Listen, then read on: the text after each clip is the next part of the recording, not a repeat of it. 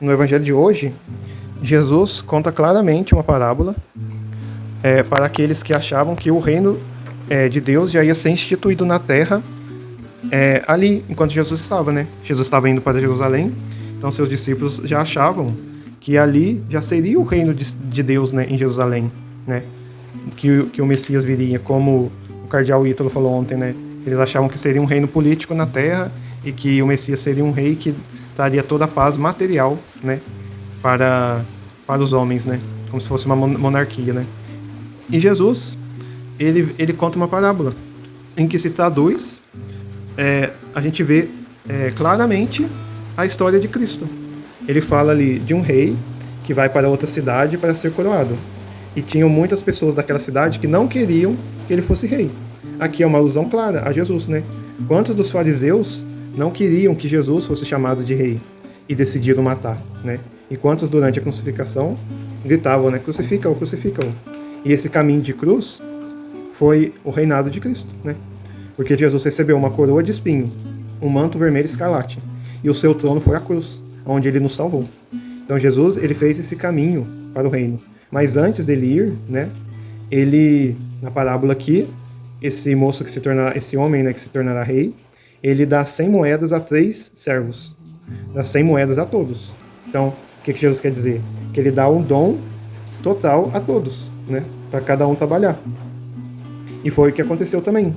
Quando Jesus, depois de ele ressuscitar, ele esteve por 40 dias com os discípulos, soprou sobre eles o Espírito Santo, deu o dom de perdoar os pecados, né? Ali Jesus instituiu o sacerdócio e depois pediu para eles rezarem, né, até que viesse o Espírito Santo.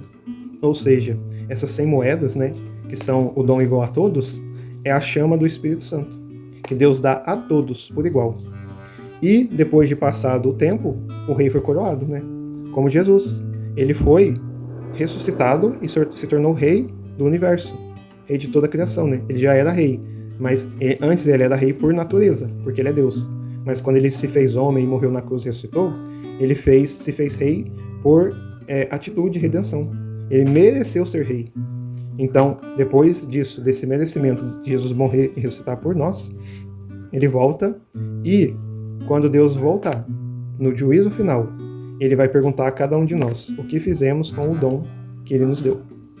O que nós fizemos com as nossas orações, o que a gente fez com o dom do Espírito Santo que Deus nos deu, se a gente for um sacerdote, as confissões, as celebrações, se a gente for um leigo, as orações, se a gente confessou, se a gente é casado, né, se a gente cuidou, se tem filhos, se a gente cuidou dos nossos filhos, se a gente ajudou os nossos irmãos a encontrarem a Jesus. Tudo isso Deus irá pedir conta. Eu te dei um dom para você trabalhar. Por exemplo, o dom de evangelizar por redes sociais. É um dom de Deus. E Deus irá perguntar: o que você fez com isso? Você usou para falar de Deus ou para falar das coisas que não são de Deus, né? Você usou para ganhar tempo para Deus ou para perder tempo, né? Então, todo dado será cobrado, né? E aí muitos responderão, né? Senhor, o dinheiro que tu me destes rendeu 10 vezes mais. E aí o Senhor, né, ele recebeu a quantia e deu 10 cidades para esse. A cada uma renda, né, ele deu uma cidade para aquele servo governar, porque aqui na parábola o rei, ele governa tudo. E aí ele deixou esse servo bom, o trabalhador, cuidar de 10 cidades. O que também rendeu 5, recebeu 5. Mas teve um que ficou com medo e devolveu sem lucrar nada.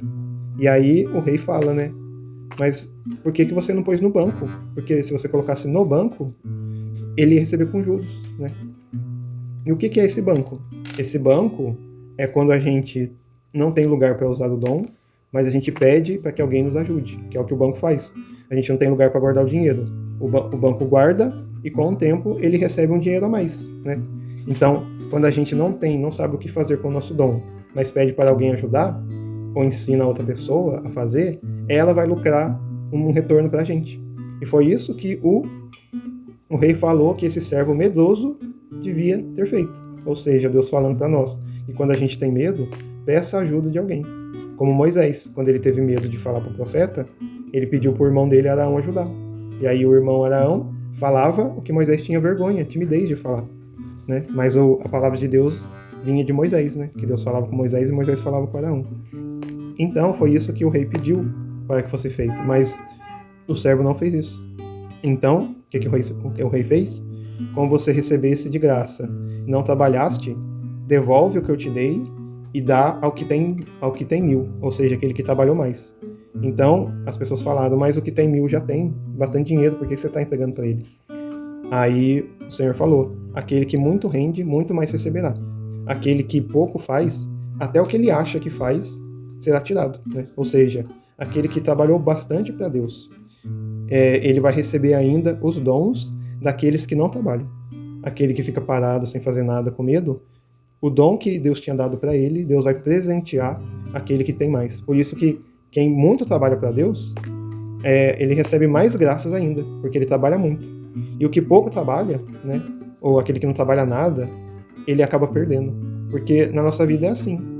Quanto mais a gente reza, mais a gente acaba rezando. Quanto menos a gente reza, menos a gente acaba rezando, né? Na vida espiritual é assim. Se a gente para, a gente já está andando para trás. Então a gente nunca pode parar, né? E ao final aqui fala uma coisa forte, né? Quando o rei veio governar, todos aqueles que não queriam que ele fosse rei, eles foram mortos na frente do rei. E é o que acontecerá no juízo final. Jesus colocará todos, né, à sua esquerda, todos aqueles que ele quis salvar. Só que essas pessoas não quiseram ser salvas por Jesus.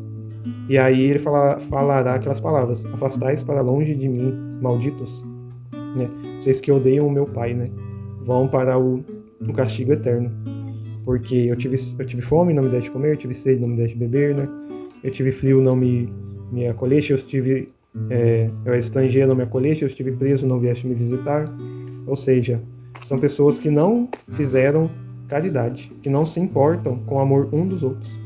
Então, para não amar a Deus, não basta só não ir na igreja e não seguir Jesus, mas basta você ser egoísta.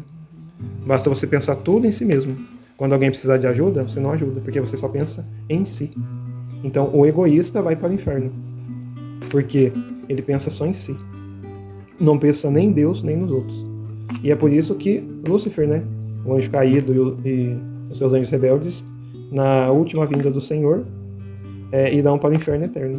E é esses que Jesus falou aqui na parábola, né? Aqueles que não queriam que Jesus fosse o rei. E como a pessoa não quer que Jesus fosse o rei, não tem jeito dela ficar no reinado, que ela não quer que Jesus seja rei, né? Por isso ela é lançada para fora, né? Por isso que ninguém vai para o inferno porque Deus quer. As pessoas vão para o inferno porque elas não querem a salvação de Jesus. Então, se a pessoa não quer a salvação, não tem jeito de salvar. E como que é salvo por Jesus? Aceitando os seus mandamentos, aceitando a sua vivência, pedindo perdão, estando com Ele. O aceitar Jesus não é dizer com a boca, mas é viver no coração e na atitude, como diz São Paulo. Então, você que está me ouvindo, meu irmão, minha irmã, filho e filha, não importa o dom que Deus te deu, que seja o menor que seja o de enviar mensagem para alguém. Use esse dom, porque cada pessoa que você levar para Deus é mais um que rende no reino de Deus. E no céu se faz mais festa por um pecador que se converte do que por 1099, né, justo, que já estão lá. Então, não importa se você tem poucos ou muitos. O importa é você render para Deus e até usar o banco, se for necessário. Mas o que não pode é deixar o seu dom parado. Não deixe o dom parado, senão você vai perder, né? Então, Deus te ama tanto que deu esse amor para você transbordar para os outros. Louvado seja nosso Senhor Jesus Cristo, para sempre seja louvado. Continuemos a celebração da palavra.